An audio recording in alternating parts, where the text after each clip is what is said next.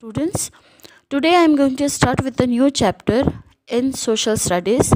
It is chapter number 6 of history, the Mauryan age, Chandragupta and Emperor Ashoka. However, I am not going to finish whole chapter today because your term and exams are going on. However, I am going to just cover the initial part of Chandragupta Maurya and about Bindusara. About Emperor Ashoka and rest of the chapter I will finish in my part 2. Okay, so we'll just go through what is given, the introduction of how Chandragupta Maurya came into existence and how he set up the whole Mauryan empire. Fine, so let's begin with the video, and there is no homework as your exams are going on, so there is no homework given to you. It is just an explanatory video. Go through it, and in my part 2 of this video I'll give you entire exercise and will share my notes as well, so don't worry about it. This is just the explanation part. So let's start. As it was Sunday, all the children of the society gathered in the ground to play cricket. Bhavya and Jalp formed teams. Coin was tossed to decide bowling or batting. Jalp said, "Heads." The coin fell on the ground. It was heads. So Jalp asked for batting. Hitansh asked, "Where do we find lion figure on the coin?" Bhavya explained to him, the lion figure on the coin is heads. This lion's figure has been engraved on the huge pillar of Sarnath. This pillar was built by Emperor Ashoka of Mauryan dynasty. India has recognized it as national symbol. अब यहाँ पे क्या हो रहा है कि कुछ बच्चे क्रिकेट टीम बना रहे हैं और वो क्रिकेट खेल रहे हैं.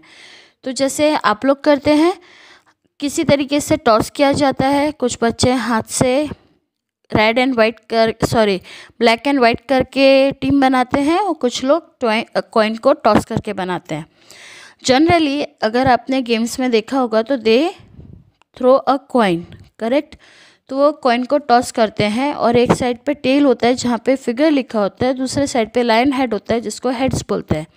तो यहाँ पर जल्प बोलता है कि जब हेड आएगा तो it will be our turn of batting. तो हितांश बोलता है कि हम लाइन फिगर कहाँ पे दिखते हैं, लाइन फिगर होता है क्या कॉइन पे. तो भव्य समझाता है कि जब लाइन फिगर होता है उसको हम कहते हैं हेड्स. और लाइन फिगर कहाँ पर आता है, तो आपने 3 फेसेस देखे होंगे. Actually it is 4th face but it is not visible. तो ये जो फिगर है that is it is engraved on a huge pillar. एक अशोकन पिलर है उस सारनाथ में, उसके ऊपर 4 शेर के मुंह हैं. ठीक है, इसलिए इसको नेशनल, जो इंडिया की गवर्नमेंट है उसने इसको नेशनल सिंबल के तरीके से मान लिया है. इसलिए आप अब जहाँ भी देखोगे, चाहे वो हमारे पुलिस की कैप में आपको देखने मिलेगा, कॉइन्स के ऊपर देखने मिलेगा, तो यू हैव टू मेंशन कि आप ये लायन हेड जो फेसेस हैं वो आप कहाँ देखते हो, कहाँ कहाँ देखने मिलता है. तो that will be your homework, not today, later on you have to do it. You have to tell me which are the places where you can see these lion figure. Okay, whether it is coin or currency note or the sources, you have to tell me. Let us begin with the Mauryan dynasty, founder and the ruler. Chandragupta Maurya, founder of Mauryan dynasty. The Mauryan dynasty came into existence in 321 BCE to 297 BC. Chandragupta played the games of kings in his childhood. अब जो चंद्रगुप्त थे वो अपने बचपन में राजाओं वाले games खेला करते थे. His skill was noticed by Acharya Vishnugupta. Who is Acharya Vishnugupta? Nobody else but Chanakya. You know him very well with the name Chanakya.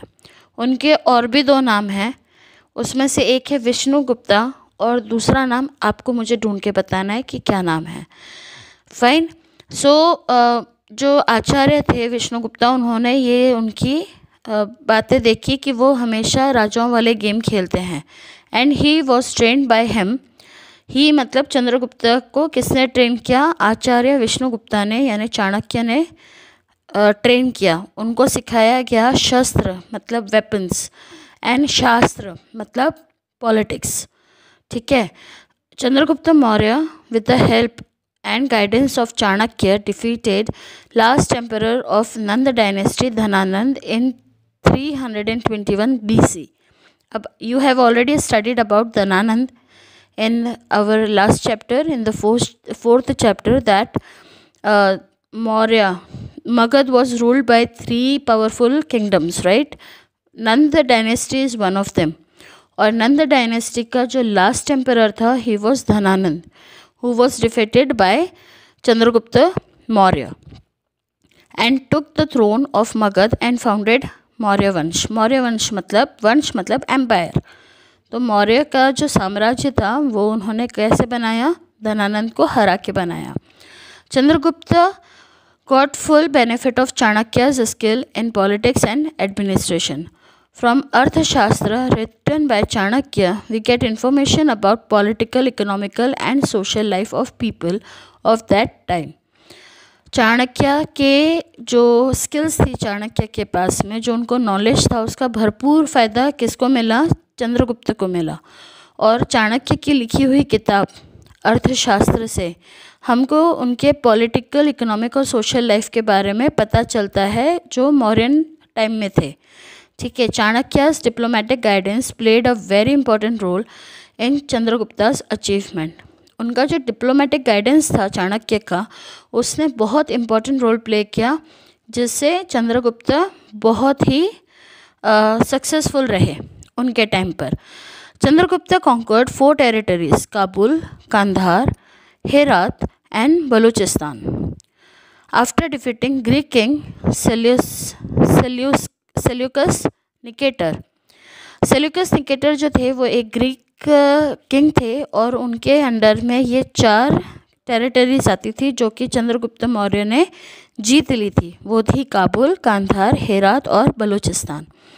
Being impressed by Chandragupta's bravery, Seleucus married his daughter Helena with Chandragupta and sent him ambassador Megasthenes to his court. सेल्यूलस ने जब चंद्रगुप्ता की bravery देखी तो वो बहुत impress हुए और उन्होंने अपनी डॉटर हेलेना की शादी चंद्रगुप्त के साथ कर दी।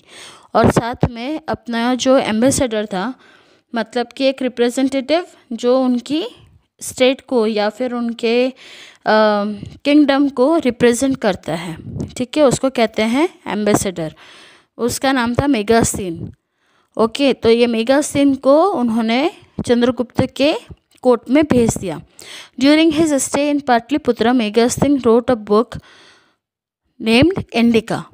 अब मेगास्थीन ने भी पाटलिपुत्र में जब रह रहे थे वो चाणक्य के अंडर में, तब उन्होंने एक बुक लिखी जिसका नाम था indica, which provides important and basic information about the capital and administration of Magadha empire. ये जो बुक थी इंडिका, इससे हमको क्या इन्फॉर्मेशन मिलती है कि वहाँ पे मौर्यन एम्पायर में, पाटलिपुत्र में, वो कैपिटल कैसा था उनका और उसका एडमिनिस्ट्रेशन कैसा था मगध एम्पायर का। ठीक है। So this was all about the founder and ruler Chandragupta Maurya. Now we will continue कि उन्होंने ये अपना जो राज्य था वो बढ़ाया कैसे। Fine. Extension of state. Chandragupta tried to establish a sovereign power over whole India by spreading his authority with the valor and diplomacy of Chanakya in other regions of India. अब हमने तो ये बहुत बार पढ़ा है, अक्सर हमारे टेक्स्ट में आता है कि पहले के राजा या तो हॉर्स को भेजा करते थे, है ना, अपना राज्य बढ़ाने के लिए। बट यहाँ पे क्या था, चंद्रगुप्त ने क्या किया, अपना पूरा पावर लेने के लिए, पूरे इंडिया पे कब्ज़ा करने के लिए उन्होंने अपने मतलब जो उनके डिप्लोमेट थे चाणक्य, उनको भेजा था। He ruled in north from Afghanistan, Peshawar, Kandahar to Bengal in east. उन्होंने क्या किया, पूरा जो नॉर्थ इंडिया था और अफ़गानिस्तान का पार्ट वो पूरा इन्होंने अपने कब्ज़े में कर लिया, मतलब इनका रूल था। ठीक है, तो उन्होंने कहाँ का रूल किया, नॉर्थ में अफ़गानिस्तान और ईस्ट में अफ़गानिस्तान से लेके बंगाल में कंधार तक चाणक्य का रूल था। He extended his power even in the western India. Also it is stated in some of the sources that he has his rule even in Saurashtra also. ये कहा जाता है कि ऑलमोस्ट पूरा इंडिया, क्योंकि वो सुप्रीम पावर में बिलीव करते थे, वो मानते थे कि पावर जो होता है वो एक ही होता है और एक ही इंसान को पूरा देश रन करना चाहिए। ओके, इसलिए उन्होंने क्या कहा, कुछ बुक्स हैं, कुछ टेक्स्ट हैं जिसके थ्रू हमको सोर्सेस के थ्रू पता चलता है कि उनका जो राज्य था वो सौराष्ट्र तक भी फैला हुआ था। He had appointed पुष्पगुप्ता a Vysya Amatya as it's governor. उन्होंने पुष्पगुप्ता को एज गवर्नर अपॉइंट किया था। Pushyagupta constructed Sudarshan lake by constructing dams on the rivers flowing from Girnar mountain in Girnar, Junagadh in Saurashtra. अब उन्होंने क्या किया था कि जो पुष्यगुप्ता को अपॉइंट किया था एज ए गवर्नर, तो ये पुष्यगुप्ता ने सुदर्शन लेक को कंस्ट्रक्ट किया था यूजिंग डैम्स। कहाँ पर डैम्स बनाए गए, गिरनार माउंटेन में, जो गिरनार से रिवर निकलती है गिरनार माउंटेन से, वहाँ पर उन्होंने डैम्स बना के सुदर्शन लेक बनाया। Konkan, Karnataka, Maharashtra and other regions of southern India were also part of the Magadha empire. अब ये जो कोंकण है, कर्नाटका है, महाराष्ट्र है और जो बाकी के सदर्न रीजन्स है वो भी किसका हिस्सा थे, मगध एम्पायर के हिस्सा थे। In the north west the territories up to western Gandhara that is Afghanistan were also under authority of Chandragupta. अब इन सब के अलावा जो नॉर्थ वेस्ट एरियाज थे, ठीक है, जो टेरिटरीज थी अप टू वेस्टर्न गांधार मतलब अफ़गानिस्तान के वेस्टर्न पार्ट तक, वो सब भी वो टेरिटरीज कहाँ आती थी, वो भी चंद्रगुप्ता की अथॉरिटी में आती थी। Thus the sovereignty of Mauryan empire was practised all over India.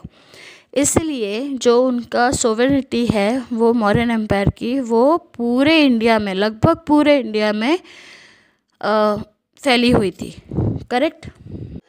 Now see on the page number 27 of your textbook, a map is given of India and surrounding areas where the Mauryan Empire, the main towns and places where archive has been found. Now there are two things that you can see in this map. First is the places, the red dots, the pink dots tell you about the places where archives has been found.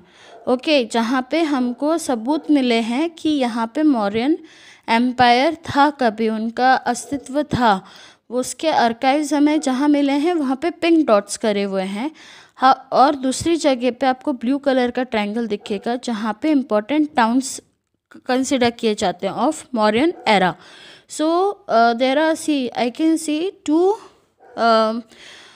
triangles of blue color, that one is in Pakistan which is known as Takshashila.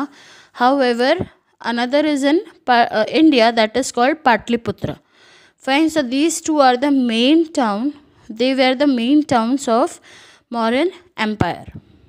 Let us proceed with some more details about the extension. Chandragupta spent the last time of his life with Jain Muni Bhadrabahu in Shravan Belgauda of Mysore. Now it is known as Karnataka. So Chandragupta Maurya ने अपने जीवन के आखिरी समय को किसके साथ बिताया, जैन मुनि के साथ में बिताया जिनका नाम था भद्रबाहु, और वो कहाँ पर थे, श्रावण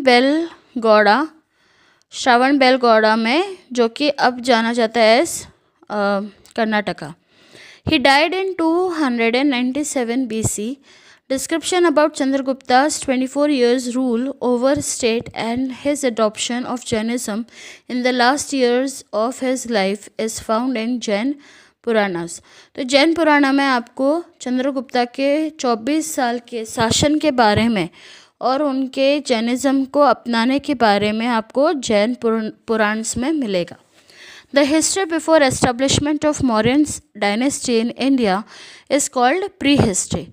प्री हिस्ट्री का मीनिंग होता है कि हिस्ट्री के पहले, ठीक है, जो भी एस्टेब्लिशमेंट हुआ था मौर्यन डायनेस्टी का इंडिया में, उसे हम कहते हैं pre history.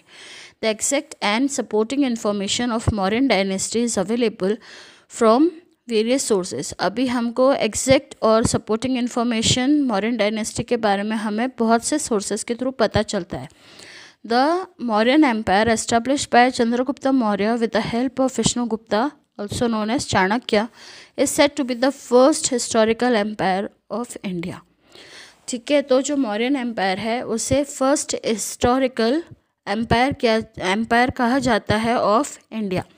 Now there are some works are given in the blue table and the writers are given जिन्होंने ये चीज़ें लिखी हैं, ये बुक्स लिखी हैं।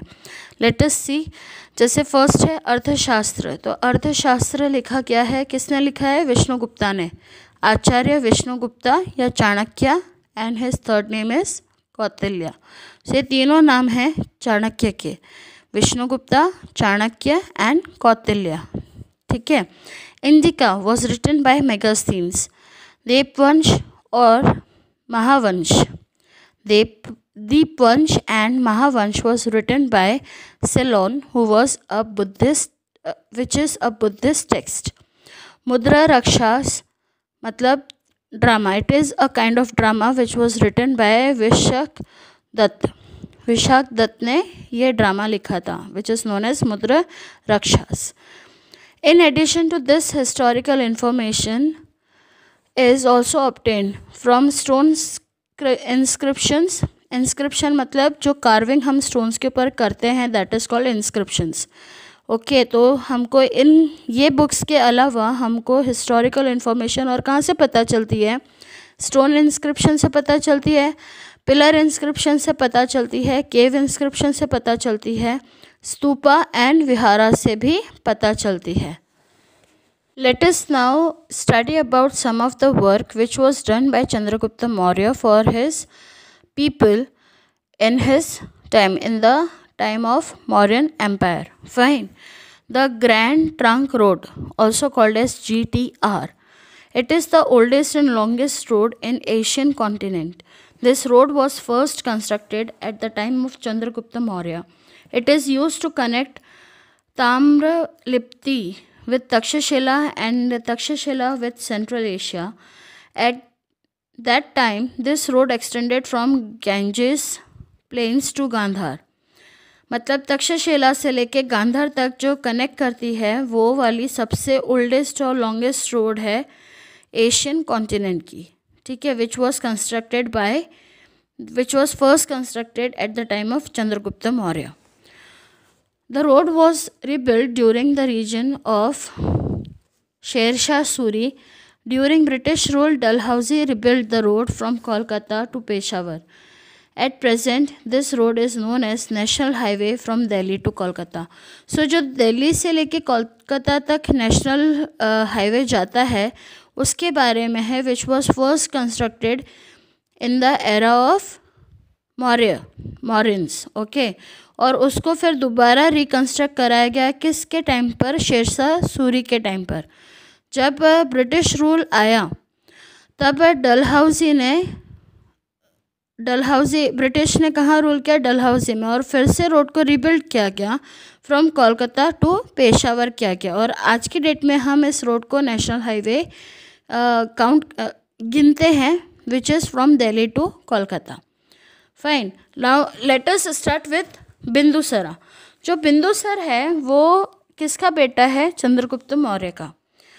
सी, फादर एंड सन के नेम्स अक्सर पूछे जाते हैं एग्जाम में, because that is kind of general knowledge. Fine, so Chandragupt का बेटा था बिंदुसर। बिंदुसर का रीजन कब से कब तक रहा, 297 BC से लेके 273 BC तक रहा। After the death of Chandragupta, his son Bindusara came to throne of Magadha. He retained the huge kingdom inherited from father Chandragupta and gifted the same to his son Ashoka. Bindusar के फादर का नाम है चंद्रगुप्त मौर्य और बिंदुसर के बेटे का नाम है अशोका। प्लीज़ भूलना नहीं कि कौन किसका बेटा है और कौन किसका फादर है। It is very confusing but still Chandragupta Maurya is the first king, उसका बेटा इज़ बिंदुसर एंड उसका बेटा is Ashoka. Fine. So he retained the huge kingdom inherited from father Chandragupta and gifted the same to his son Ashoka. It can be considered as one of the greatest achievement. अब चंद्रगुप्त मौर्य से बिंदुसर को जो भी राजपाट मिला था वो उसने किसको गिफ्ट कर दिया? अपने बेटे अशोका को गिफ्ट कर दिया। और इस चीज़ को बहुत ही बड़ा अचीवमेंट कहा जाता है, कंसिडर किया जाता है। During the rule of Bindusar, prince Sushim was appointed governor of Takshashila and prince Ashoka of Avanti. अब जब बिंदुसर का राज्य था तब उन्होंने जो अशोका का भाई था, ठीक है, वो था सुशिम। फाइन। तो प्रिंस सुशिम को उन्होंने किसका गवर्नर बना दिया? तक्षशिला का। और अशोका को गवर्नर बनाया अवंती का, ठीक है, अवंती का गवर्नर बनाया। Sushim failed to control the rebellion in Takshashila during his time. अब सुशिम ने क्या किया?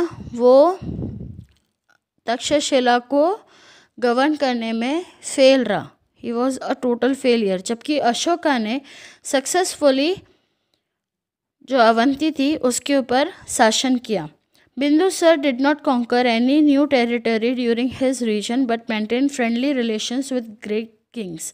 अब बिंदुसर ने चाणक्य की तरह कोई नया राज्य तो अपने राज्य में ऐड नहीं किया, लेकिन उसने फ्रेंडली टर्म्स बना के रखे ग्रीक किंग्स के साथ में। He regened on the throne of Magध for about 25 years. और बिंदुसर भी जो था वो 25 years तक मगध का राजा बना रहा। So with this I end my part 1 of the chapter here. When we will meet next week, I will continue. I will just go through whatever we have learned along with my notes. Okay. And then we will start learning about Ashoka and more about Mauryan Empire. Thank you for watching the video. I hope आपको ये video समझ में आया होगा।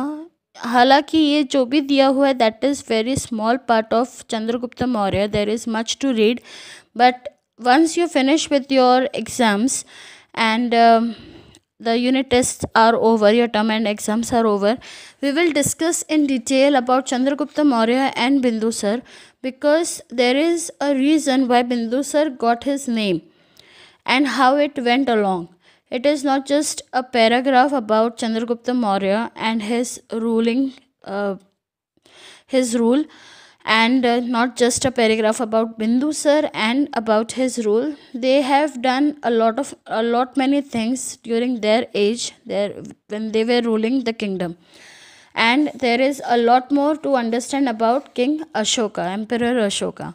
Fine. So once your term ends are over, we will read this again. Sorry, we will read all of this again, and I will share a lot more information about Chandragupta and Bindusar and Emperor Ashoka in my part 2 video along with my notes. So stay tuned with the video. Just go through it. There is no homework given today. Next week when we will meet, I will give you everything what you have to write in your notebooks, what notes you have to make, and which are the exercises given in the textbook that we will discuss.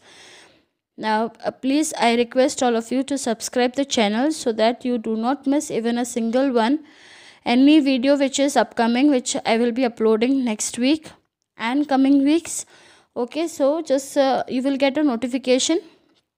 If you subscribe the channel, you will get a notification in your YouTube as well as in your mail that a new video has come up, so you can go through it. Fine. Thank you once again for watching.